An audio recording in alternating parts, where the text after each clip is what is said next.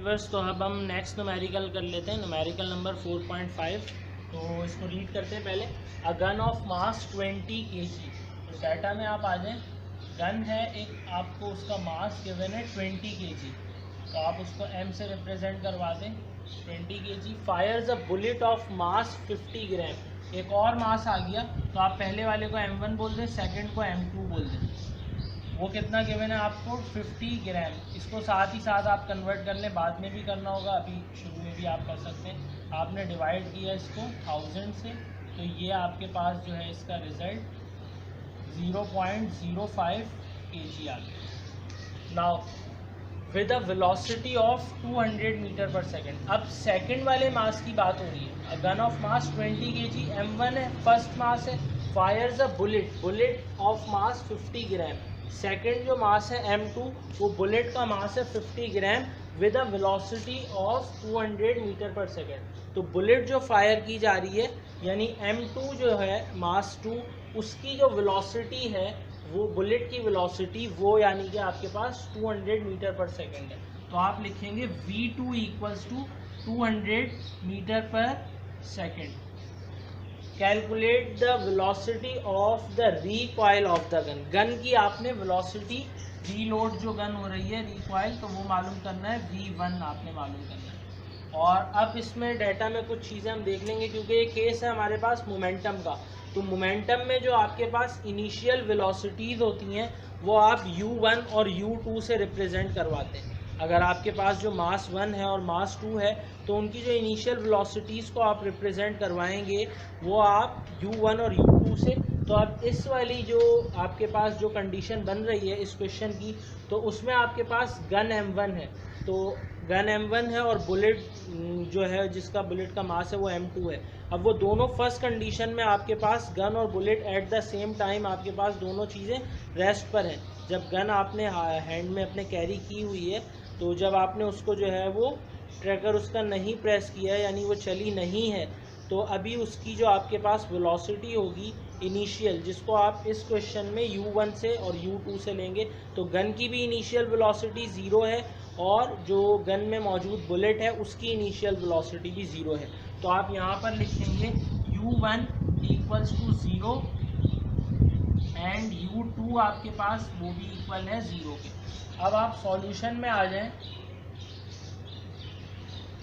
तो सॉल्यूशन में आप मोमेंटम का केस अप्लाई करेंगे, m1 u1 plus m2 u2 equals to m1 v1 plus m2 v2।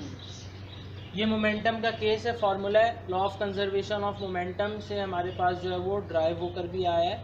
अब इसमें हम वैल्यूज़ को इंसर्ट करेंगे और हमें आंसर मिल जाएगा। हमें मालूम क्या करना है, calculate the velocity of recoil of the gun. जब आपने गन को प्रेस कर दिया, बुलेट उससे रिलीज़ हो गई 200 मीटर पर सेकेंड की वेलोसिटी से। अब बाद में जब आपके पास गन जो रीलोड हुई है, उस टाइम जो वो गन की वेलोसिटी है वो क्या है, तो वो आपने बताना है। अब उसके लिए आप जो गिवन वैल्यूज़ हैं आप वो पुट कर दें। m1 आपके पास जो है वो 20 है, u1 आपके पास 0 है, m2 आपके पास जो है वो 0.05 है और u2 भी आपके पास 0 है।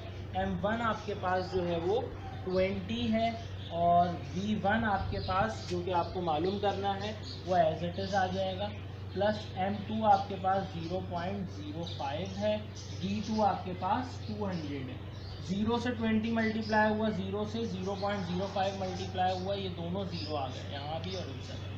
20 v1 एज इट इज़ रहा, प्लस 0.05 को 200 से आपने मल्टीप्लाई किया, ये आपके पास 10 आंसर आया। कैलकुलेटर से आप कर सकते हैं इसको। अब आपने जो चीज़ मालूम करनी है वो आप लेफ़्ट साइड पे ले आए। 0 इसकी कोई अहमियत नहीं है, इसको लिखने की दोबारा ज़रूरत नहीं है। 20 v1 है आपके पास प्लस का, इक्वल के लेफ़्ट साइड पे आकर ये आपके पास माइनस का 20 v1 हो गया, इक्वल्स टू 10 आपके पास ये एज इट इज़ मौजूद है। v1 के साथ माइनस का 20 मल्टीप्लाई हो रहा है, तो ये नेक्स्ट साइड पर जाकर आपके पास डिवाइड हो जाएगा और 0 से आपके पास 0 कैंसिल हो गया, 1/2 आपके पास, यानी कि इस तरीके से v इक्वल्स टू माइनस 0.5 आपके पास इसकी वेलोसिटी आ गई मीटर पर सेकेंड। स्क्वायर नहीं आएगा, एक्सेलरेशन, ये आपके पास इसका आंसर है। तो इस तरह ये आपका न्यूमेरिकल कंप्लीट हो गया। बस तो ये अब हमारे पास नेक्स्ट न्यूमेरिकल है, न्यूमेरिकल नंबर 4.6। तो अब इसको हम सॉल्व कर लेते हैं। तो इसमें हम इसको रीड करते हैं पहले। An empty truck weight 4000 newton. Data में आ जाते हैं। एम्प्टी ट्रक है, खाली ट्रक है जिसका वेट है 4000 न्यूटन। तो मैं उसको WE से शो करवा देता हूँ।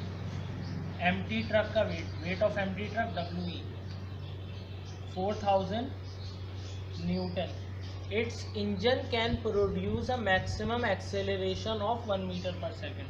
तो एम्प्टी ट्रक की जो एक्सेलरेशन है उसके इंजन जो प्रोड्यूस कर रहा है, ए ऑफ ई लिख देते हैं हम, बेस में ई लगा दिए इसके, वो है 1 metre per second square. If the truck is loaded with 2000 Newton, तो वेट लोडेड WL से ले लेते हैं 2000 न्यूटन से। अब हमने इसको क्या कर दिया, फिल कर दिया ट्रक को, यानी पहले इसमें 4000 न्यूटन था और अब हमने मज़ीद इसमें 2000 न्यूटन ऐड कर दिया है। तो ये वेट जो है हमारे पास लोडेड ट्रक का वो आ जाएगा 6000 newton. Now then find the maximum acceleration the engine can produce. तो आपने अब एक्सेलरेशन प्रोड्यूस करनी है उस वाले वो जो इंजन जब आपने इसमें 2000 न्यूटन लोड फिल कर दिया है, तो अब जो ट्रक आपके पास एक्सेलरेशन प्रोड्यूस कर रहा है उसको मैंने ए ऑफ एल से रिप्रेजेंट करवाया, वो आपने बताना है। तो इसके हम सॉल्यूशन में आने से पहले इसके हम डाटा को सॉल्व कर लेते हैं। तो डाटा में हम देख लेते हैं कि अगर हमारे पास वेट 4000 न्यूटन है तो मास कितना होगा। तो मास निकालने के लिए कुछ नहीं करना, आपने सिंपल क्या करना है, इस चीज़ को डिवाइड करना है 10 से। ग्रेविटी की वैल्यू हटा देनी है, तो ये आपके पास इसका रिज़ल्ट आ जाएगा मास का। 4000 को आपने डिवाइड किया है, जब आपने 4000 को डिवाइड किया 10 से, तो ये आपके पास 400 kg आ गया है इसका, जो आपके पास मास के बराबर है, जिसको आप बोल सकते हैं m ऑफ E। इसी तरह यहाँ से आप निकाल लें m ऑफ L, तो वो आपके पास कुछ आ जाएगा कि 6000 को अगर आप डिवाइड कर देते हैं 10 से, तो ये आपके पास रिज़ल्ट इसका फॉर्म करेगा 600 kg। अब आप इसके सॉल्यूशन में आ जाएं, तो फोर्सेस हमेशा इक्वल होती हैं, कोई भी फोर्स हो। तो हम बोलते हैं F of E empty truck की फोर्स इक्वल है F of L loaded truck की फोर्स के। तो अब आपने क्या किया, यहाँ पर वैल्यूज़ पुट कर दी। F का फॉर्मूला आपको पता है ME आ गया, AE आ गया। FL आपके पास बराबर है ML और AL के। अब आपने इसकी वैल्यूज़ इंसर्ट की इसमें, तो ME आपके पास जो आपको गिवन है एम्प्टी ट्रक का मास, वो आपके पास है 400 kg। और जो एक्सेलरेशन की वैल्यू है, एक्सेलरेशन ऑफ एम्प्टी ट्रक, वो आपको 1 मीटर पर सेकंड स्क्वायर गिवन है, 1 आपने पुट कर दिया। और यहाँ पर जो मास लोडेड ट्रक का आपके पास आया था वो है 600 kg। और AL यानी लोडेड ट्रक की एक्सेलरेशन आपको कैलकुलेट करनी है। तो अब आप क्या कर सकते हैं, सिंपल आपने 400 को 1 से मल्टीप्लाई किया, एज इट इज़ 400 आ गया।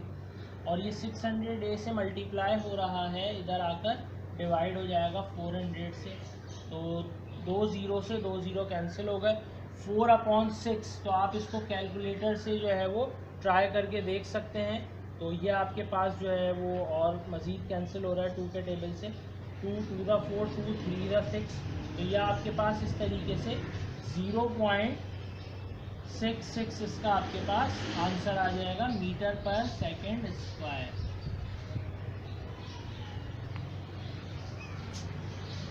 सो व्यूअर, अब हम नेक्स्ट न्यूमेरिकल नंबर 4.7 इसको देख लेते हैं, इसको सॉल्व कर लेते हैं।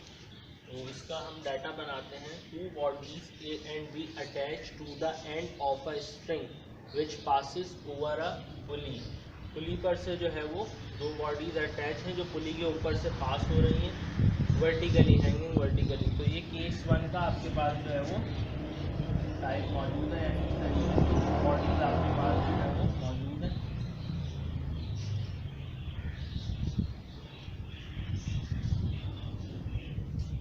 If the mass of body B is 4 kg। Body B का मास जो है वो 4 kg है। Find the mass of body A. Body A का मास आपको कैलकुलेट करना है विच मूव्स अप। तो इसका मतलब है बॉडी बी ये हो गई जो हमारे पास मास जिसका 4 kg है, ये बॉडी ए हो गई जो मूव अप है, इसका मास हमें फाइंड आउट करना है with an acceleration of 0.5 metre per second square. तो इसका डेटा हम बना लेते हैं। सबसे पहले हमारे पास गिवन है mass of body B. M of B लिख देता हूँ मैं 4 kg। नाउ मास हमें जो फाइंड करना है, कैलकुलेट करना है, वो बॉडी ए का है, एम ए। क्वेश्चन मार्क आ गया। एक्सेलरेशन गिवन है, इसमें आपको ए equals to 0.5 metre per second square और साथ ग्रेविटी भी गिवन है जो कि आपको 10 दी गई है, 10 मीटर पर सेकेंड स्क्वायर। अब इस कंडीशन में आपने याद रखना है, हमेशा पता है हमें, जो बॉडी डाउनवर्ड मूव कर रही होती है उसे हम m1 बोलते हैं और जो अपवर्ड मूव कर रही होती है उसे हम m2 बोलते हैं। तो इस वाली कंडीशन में जो m ऑफ b है वो हमारे पास m1 है और जो m ऑफ a है जो अपवर्ड मूव कर रही है वो m2 है। तो अब इसके सॉल्यूशन में आ जाते हैं और इसका फॉर्मूला लिख लेते हैं एक्सेलरेशन वाला। a equals to m1 minus m2 into g upon m1 plus m2। Now अब वैल्यूज पुट करते हैं। 0.5 है एक्सेलरेशन की वैल्यू, m1 आपको जो है वो यानी m ऑफ b की वैल्यू है जो कि 4 kg है, वो आपने यहाँ लिखा, और m2 की जगह आप यहाँ as it is m of a लिख देंगे।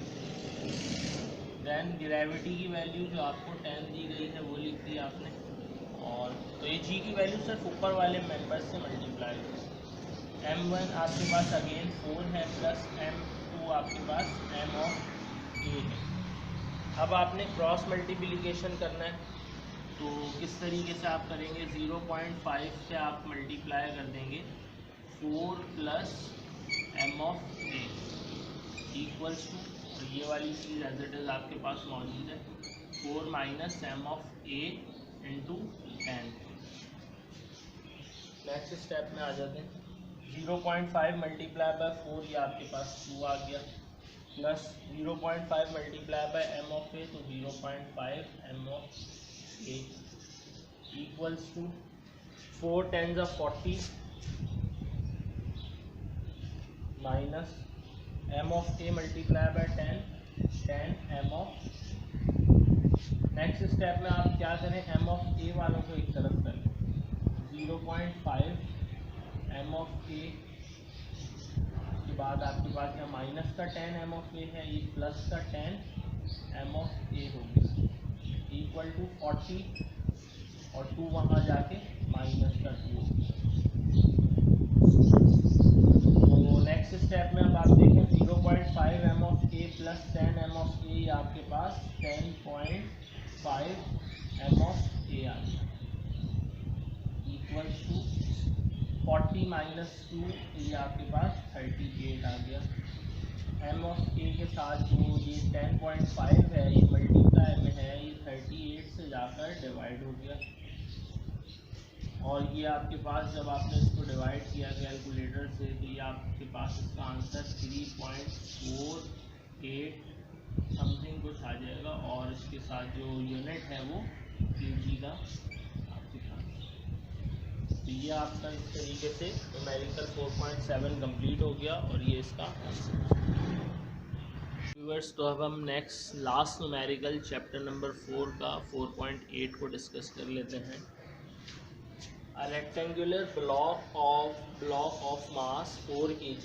मास गिवन है आपको, ब्लॉक का रेक्टेंगुलर ब्लॉक है जिसका मास आपको 4 kg गिवन है। Rest on the top of a metal surface, जो मेटल की सरफेस पर रखा हुआ है।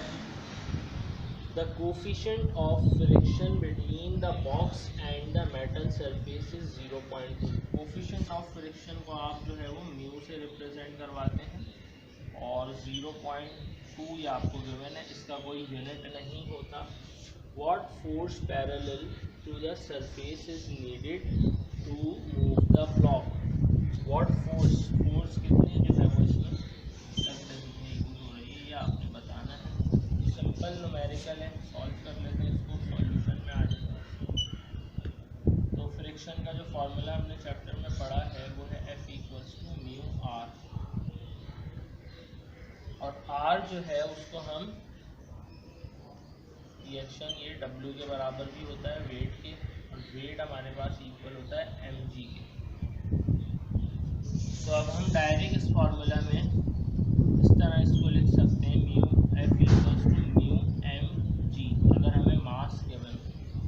सो नाउ अब वैल्यूज हम इसमें इंसर्ट कर लेते हैं। म्यू हमें गिवन है 0.2, मास हमारे पास जो है हमें गिवन वो 4 kg है, ग्रेविटी जो हम इस चैप्टर में यूज़ कर रहे हैं वो 10 है, 9.8 भी आप कर सकते हैं, कोई ऐसा इशू नहीं है। अब आपने क्या किया, इन तीनों वैल्यूज़ को आपस में मल्टीप्लाई किया, तो 0.2 मल्टीप्लाई बाय 4 ये आपके पास 0.8 हो गया, 0.8 मल्टीप्लाई बाय 10 ये आपके पास 8 आ गया, 8 फोर्स का यूनिट न्यूटन, 8, ये इसका आंसर है आपके पास। तो इस तरीके से ये आपके तमाम क्वेश्चंस इस चैप्टर के कंप्लीट हो गए। अब आपको अगर किसी भी न्यूमेरिकल में कोई भी प्रॉब्लम है तो आप मुझसे पूछ सकते हैं, कमेंट कर कर मुझे आइडेंटिफाई कर दें, ताकि आपको जो है जो भी आपके प्रॉब्लम्स हैं वो सॉल्व हो जाएं। और अब जो हमारी नेक्स्ट वीडियो आएगी वो चैप्टर नंबर 5 के न्यूमेरिकल्स पर होगी। Thank you.